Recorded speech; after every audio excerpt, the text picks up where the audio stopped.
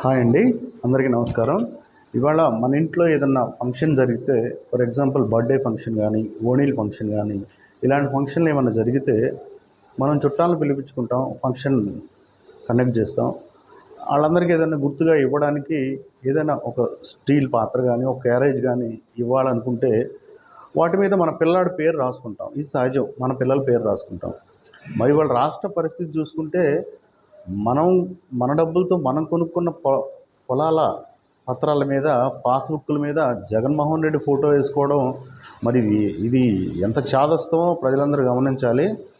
మరి రేపొద్దున మళ్ళా కానీ ఇతన్ని గెలిపించుకుంటే మన ఇళ్ళు, పొలాలు, స్థలాలు అన్నిటి మీద ఆయన ఫోటో వేసుకోవడమే కాదు, ఇవన్నీ కూడా ఆక్రమించుకుంటాడు. వీటన్నిటిని తాకట్టు పెట్టుకొని రాష్ట్రాన్ని ఇంకా సర్వనాశనం చేస్తాడు. దయచేసి గుర్తుపెట్టుకోండి, మే 13వ తారీఖు ఖచ్చితంగా ఈ ఫ్యాన్ను ఇరగ్గొట్టాలి, ఈ ఫ్యాన్ను దూరం చేయాలి, మన రాష్ట్రానికి పట్టిన ఈ చీడని వదిలించుకోవాలి.